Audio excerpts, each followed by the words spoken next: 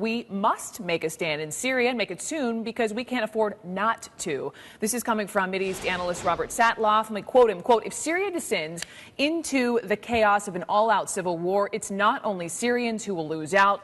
Very clear American interests are also at stake." The president has said Assad must step down, and yet the United States has done very little to actually make that happen.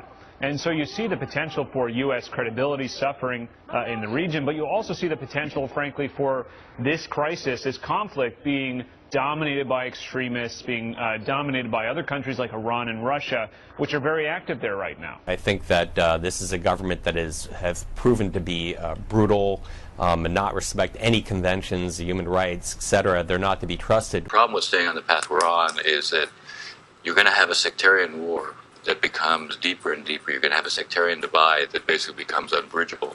When people say there'll be a civil war, we're already in a civil war. When people say you're going to see increasing violence, we've already seen the increasing violence. Because it's a minority-dominated regime, it makes it resilient against those kind of splits. Trying to convince the military, for example, to oust the Assad family, I think will be extremely difficult, even if the Russians decide to really throw their weight behind the idea. We, the United States, the West, other Arab states and so on, should be attempting to build up the strength of the Free Syrian Army, to bring more pressure to bear on the regime, to make it more difficult for the regime to operate against the people, and to give the FSA a fighting chance inside Syria. These are not armed terrorists. This is a popular uprising against a bloody, ruthless, vicious dictator. My view is that we can assist the members of the opposition.